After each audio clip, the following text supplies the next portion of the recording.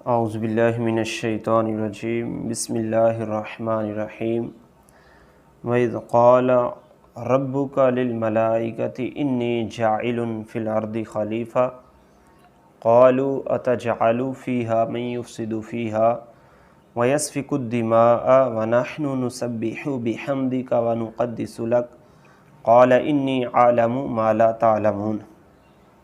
سورۃ البقرہ آیت نمبر 30 ہے۔ اور یاد کرو جب تمہارے رب نے فرشتوں سے فرمایا میں زمین میں اپنا نائب بنانے والا ہوں، تو فرشتے بولے کیا ایسے کو نائب بنائے گا جو ان میں فساد کرے گا اور خون ریزیاں کرے گا، اور ہم تجھے سراہتے ہیں، تیری تسبیح بیان کرتے ہیں، تیری پاکی بیان کرتے ہیں۔ فرمایا مجھے معلوم ہے جو تم نہیں جانتے۔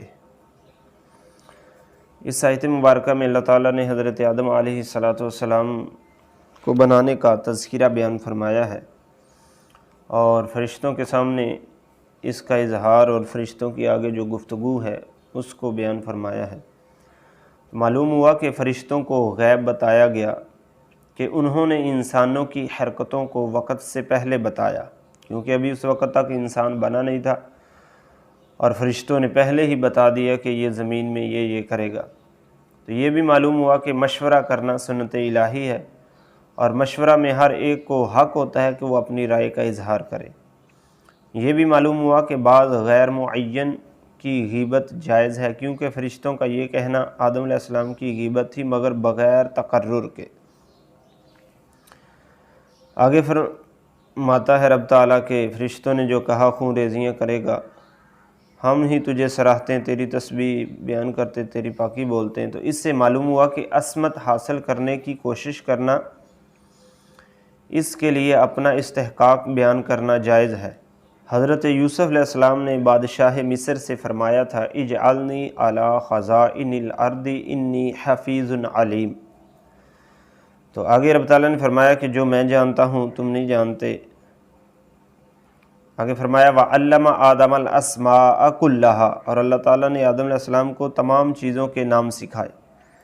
تو معلوم ہوا کہ تمام کے نام آدم علیہ السلام کو بھی آگے، کیونکہ تعلیم سکھانے کو کہتے ہیں نہ کہ محض بتانے کو۔ جیسے واعظ میں لوگوں کو مسائل بتا دے تو لوگوں کو وہ مسائل آنا ضروری نہیں، مگر سکھانے میں کوشش ہوتی ہے کہ شاگرد جو ہے وہ سیکھ بھی جائے۔ تو اللہ تبارک و تعالیٰ نے آدم علیہ السلام کو تمام نام جو ہیں وہ سکھا دیے۔ ثم عرضهم علی الملائکۃ فقال انبئونی باسماء ہؤلاء ان کنتم صادقین۔ پھر سب اشیاء کو ملائکہ پر پیش فرمایا اور فرمایا کہ ان کے نام بتاؤ اگر تم سچے ہو تو۔ تو اس سے معلوم ہوا کہ رب تعالیٰ نے تمام چیزیں دکھا کر نام بتائے تھے، ورنہ پیش کرنے کی کیا معنی۔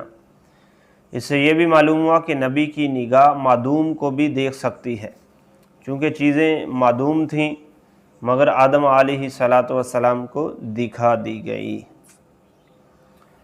آگے یہ جو فرمایا ہے کہ خبر دو مجھے ان ناموں کے بارے میں اگر تم سچے ہو، تو یہ حکم شرعی ہے، تکلیفی نہیں بلکہ عجزی ہے، یعنی فرشتوں کا عجز ظاہر فرمانے کے لیے حکم دیا گیا۔ کفار عرب سے فرمایا گیا تھا فاتو بصورت من مثلہ، کوئی اس کی مثل ایک صورت ہی لے آؤ، اگر تم اپنے آپ کو خلافت کا حقدار خیال کرنے میں سچے ہو تو نام بتاؤ۔ یہ فرشتوں سے کہا گیا۔ آگے فرشتوں نے کیا کہا قالوا سبحانک لا علم لنا الا ما علمتنا انک انت العلیم الحکیم۔ بولے پاکی ہے تجھے، ہم کچھ نہیں علم رکھتے مگر جتنا تو نے ہمیں سکھایا، بے شک تو ہی علم و حکمت والا ہے۔ تو یہ عجز کا کلام سارے فرشتوں کا ہے، شیطان کا نہیں، وہ تو حاسد بن چکا تھا اور خاموش رہا۔ خیال رہے کہ شیطان بھی چیزوں کے نام نہ بتا سکا، اس لیے وہ سجدے کے حکم میں داخل تھا۔ معلوم ہوا کہ شیطان کا علم حضرت آدم علیہ السلام کے علم سے کہیں کم تھا، تو جو یہ کہے کہ حضور صلی اللہ علیہ وسلم کے علم سے شیطان کا علم نعوذ باللہ من ذالک زیادہ ہے، وہ بے ایمان ہے۔ آگے فرشتوں نے کہا بے شک تو ہی علم و حکمت والا ہے، یعنی اے مولا ہم نے جو کچھ عرض کیا تھا وہ تجھ پر اعتراض کے ارادے سے عرض نہ کیا تھا، بلکہ رائے دیتے ہوئے یا حکمت پوچھنے کے لیے عرض کیا تھا۔